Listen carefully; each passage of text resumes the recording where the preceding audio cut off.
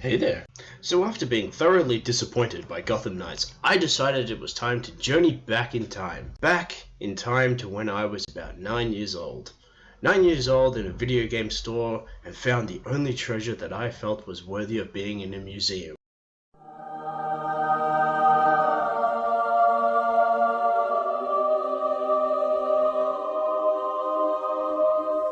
That belongs in a museum! Batman Arkham Asylum is the best game in this frickin' franchise, and that is without a shred of a doubt. The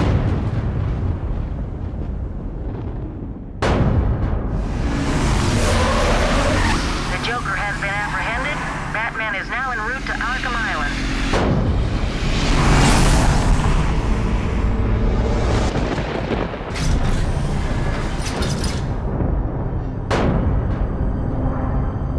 Look at all this new security. How's a guy supposed to break out of here? Don't be a stranger. He surrendered almost without a fight. I don't like it. At least he's back where he belongs. Get up! I set a trap, and you sprang it gloriously. Now let's get this party started!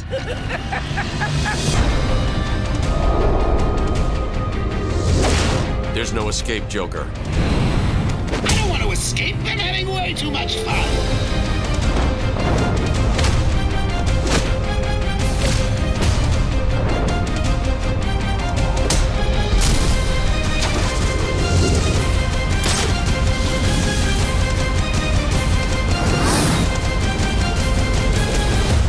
It's over, Joker. Over? Why, my dear delusional Dark Knight, it hasn't even begun.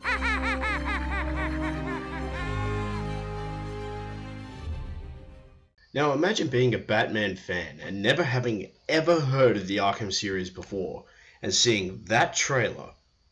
You would have lost your mind just like the rest of us. See, back in 2009, Rocksteady was in trouble. They were literally about to call bankruptcy, but they had just enough to make one last game, and that game was Arkham Asylum. This game single-handedly pulled them out of a rut, and rightfully so, because this game is a masterpiece.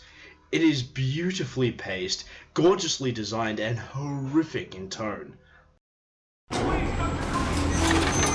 There is no crane. They're all over me! Only Scarecrow. Get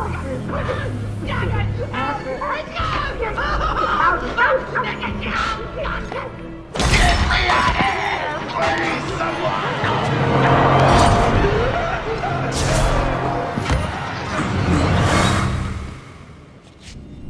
Unlike most superhero games these days, this game borders on a horror game, which, if you ask me, is my favorite gaming genre, so this is easily my favorite game in the series. This game starts off with one of my favorite openings of all time. Batman has arrested the Joker after he tried invading City Hall and is now dropping him off at Arkham Island. But Batman being Batman, he can just tell that something is off, so he follows the crew as they transport the Joker to his cell. And the reason I love this so much is the same reason I love the game as a whole, is because it's simple. As much as I love Arkham City, Origins, and Knight, they all do what most games tend to do in their follow-ups, is have a more complex story. Some of them, I'm looking at you, Knight, tends to overcomplicate things and gets itself muddled in the process. But for this game, it's trying to be extremely simple, and I like that about this game, because sometimes I just need a game to be simple and effective. This game pulls it off nearly flawlessly. I'm not going to sit here and pretend that it's flawless, because it does have its shortcomings, but I want to revel in the best before I do the worst. As I already stated, the story is simple enough. Joker is taking over Arkham Island because he wants to create an army of Bane-like monsters with the Titan formula that Dr. Young has produced. Pretty simple. Since you've made it this far, let me show you what I've cooked up.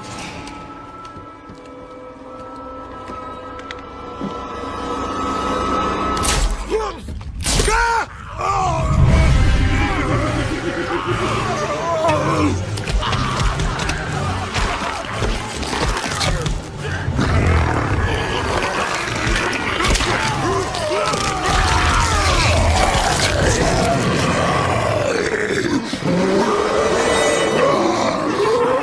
problem with this formula is that once the subject transforms into a Bane-sized monster, they no longer have a need for Bane's storage tank. And Joker caught wind of this and paid for the development so that he could use it himself. And I love how Batman just figures this out just by having a fight with Bane. He literally just says to Oracle that Bane seems more powerful than usual and that something's going on. And I love how Batman just happens to have a Batcave on Arkham Island. This is true blue paranoia right here. This guy built an entire Batcave on a prison island just in case something like this would ever happen. And I love how even Oracle is shocked at this. Oracle, go through the city's computers. Pull up all you can find on Dr. Young. I'll go through anything you find once I get to the cave. A bat cave on Arkham Island? I built it years ago. It's best to plan ahead for situations like this. How'd you manage to keep this a secret? It's me, remember? But the true blue best part about this entire game is the fact that they hired the crew from the Batman the Animated Series to help develop this project. They got Paul Dini to help create the story and Kevin Conroy and Mark Hamill to voice their iconic characters. And they are just as amazing as they ever were. You're not safe here. No one is. Kevin Conroy is always and will always be the perfect Dark Knight. He'd been working as Batman for about 20 years by the time this game had come out, so he was the perfect choice to cast here. Surprise! You fell for the old sick Joker guy, Batman. There's something about scary clowns, you know, that it just creeps people out. But you of all people should know, there's plenty wrong with me. Luke fucking Skywalker playing an insane mad clown. You would have thought that would never work, and yet here he is playing one of the most iconic versions, if not the most iconic version of the Joker, and he pulls it off flawlessly. Just seeing how all of the actors in this game give it their all, and they add to the atmosphere of the game, which adds to the experience of the game. Whereas in Gotham Knights, I can only assume that the directors were just telling them to just do what they do. And it made for a less immersive experience because you didn't feel like that the characters were there. Whereas in this, you feel like the characters are there. And it makes the experience that much more enjoyable because you feel like you're playing a character within this world. Sweet! Great night for a party! Not where you're going. The night is young, Bats. I still have a trick or two up my sleeve. I mean, don't you think it's a little bit funny how a fire at Blackgate caused hundreds of my crew to be moved here? I thought I told you to stay quiet. Oh, Frankie, you really should learn to keep that fat mouth of yours shut. It'll get you into trouble. Tell me something. You've never let me catch you this easily. What are you really after? Oh, nothing much. Hundreds dying in pain and fear. All their meaningless lives brought to a horrifying conclusion. All thanks to you and a book of matches. Was that the answer you wanted? Which adds to my favorite part about this game, the atmosphere. Every detail of this game has been meticulously crafted to create a foreboding atmosphere. I said before, this game is like a horror movie, and I mean it. Everything about Arkham Island is just creepy, from the insane inmates that come at you out of nowhere to the haunting presence of Amadeus Arkham. You can go through and find these panels that have inscriptions written on them. Scanning them gives you a message from Amadeus. And the recording is haunting. The background noise and the voice is almost disturbing. I love it. At a point in the game, you will get Riddler hacking into Batman's communication. He tells you that he's hidden a bunch of trophies and riddles throughout the island and you have to find them all. While this is optional, really the only side mission in the entire game. But if you choose to complete it, you will be rewarded by finding all of these beautifully hidden Easter eggs throughout the game. References to people like Two-Face, Mr. Freeze, Penguin, all of these characters. And this is where you can tell that the developers were so passionate about making this game, because they wanted to just fill the island with so many references, with so many Easter eggs, and so much Batman lore that you could just revel in it. Now put your hand up if you had never heard of some of these more obscure characters until you played this game. People like the Ratcatcher, for instance. Yeah, me too.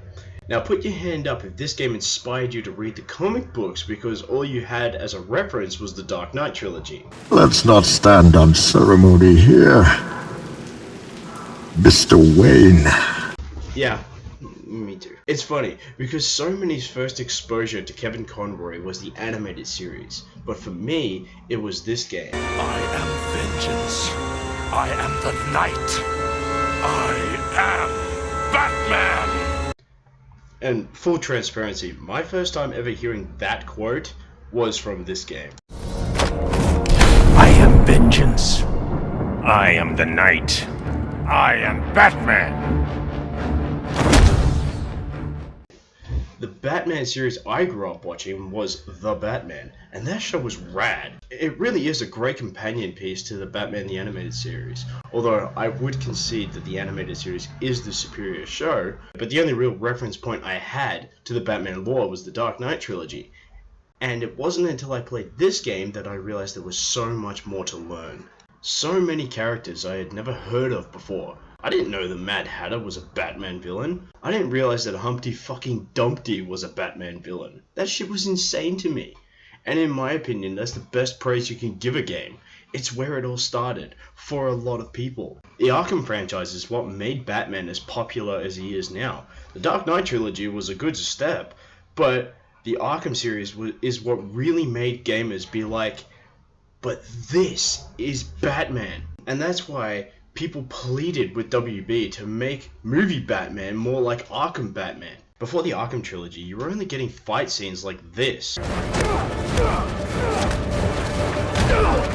But after Arkham, you were starting to get fight scenes like this.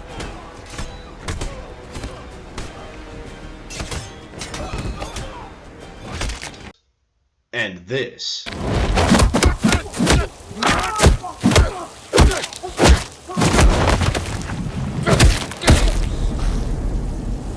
I'm vengeance. I never understood why they changed those sound effects in the movie. It sounds way better in the trailer. And that brings me to the gameplay in this game. This game was revolutionary in terms of gameplay. So much so that games today are still using this as a template for their combat system. I remember when basically every game was just straight up copying and pasting in this. From Assassin's Creed to Shadow of Mordor. And 90% of the time, it wasn't nearly as fun. Arkham Asylum perfected combat. From the animations to how Batman fights to the countering. You can even go online and see martial artists reacting to Batman's combat, and they compare him to people like Bruce Lee, where he's taken combat forms from all over and mixed it together to create his own form. Which is really fucking cool. Because this just shows how much care and love that went into this combat style. The creators took their time to perfect the combat in order to make you feel like Batman. You walk into a combat situation with like 10 goons, you take them all down, and you walk away being like, Hi, Freeze. I'm Batman. I'm Batman. Which brings me to the Predator sections. For me, the Predator sections in this game are some of the best in the series. And that's not to discredit the Predator sections in the other games. None of them feel like they are as claustrophobic as they do in this game. Most of the arenas are very narrow, and they require precise movements in order to get through it flawlessly. My favorite detail is how these thugs change throughout the encounter. They start off cocky and arrogant, but once you start picking them off, they quickly change attitude. Once there is only one thug left, he is absolutely terrified. He's jumping at loud noises. He'll start shooting at nothing. When he hides behind a corner and jumps out, he'll shoot at nothing because he's expecting you to be there. that help make the player feel like I'm Batman. But as I said, this game isn't flawless. While I adore the combat in this game, it isn't nearly as good as the rest of the series. The challenge maps in this game, for lack of a better word, suck. Particularly if you're someone like me, who loves 100%ing the game. Getting a perfect score on all of these maps are a real chore at times. Particularly the final challenge in the gardens. This motherfucker took me several attempts to complete, because the combat genuinely just hates me. Also, these guys with knives can actually suck my dick. Are you telling me that those knives can protect you when you get kicked in the fucking knees? I don't think so. Then there's the boss fights. These boss fights really are the worst in the series. 100% of the boss fights in this game involve throwing a batarang and jumping out of the way. And that's not even talking about the quote-unquote final boss fight in this game. The final boss fight in this game is just another combat encounter that just happens to have the Joker standing up on a platform, all Titan-sized, and all you need to do is take out the thugs, then grapple him, jump away from him, or avoid his attacks, then he'll jump back up, and you'll have to repeat the process until he falls through the ground.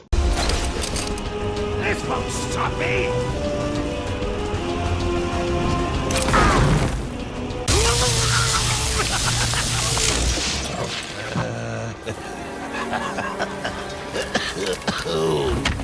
I can take it. I can take anything you throw at me, Bats. You can't beat me. I'm actually going to win. Ready for the next round? Always. What? I'll never let you win. Never.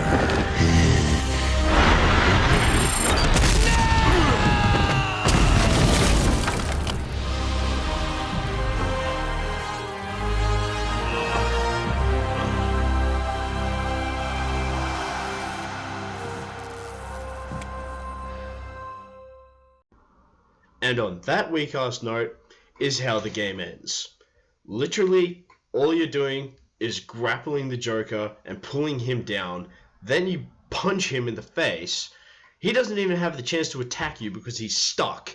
So, you just keep doing that until the game ends. And while I do consider this game to be the best in the series, it definitely has its flaws. It's not my favorite game in the series. All the flaws in this game, its sequel infinitely improves it.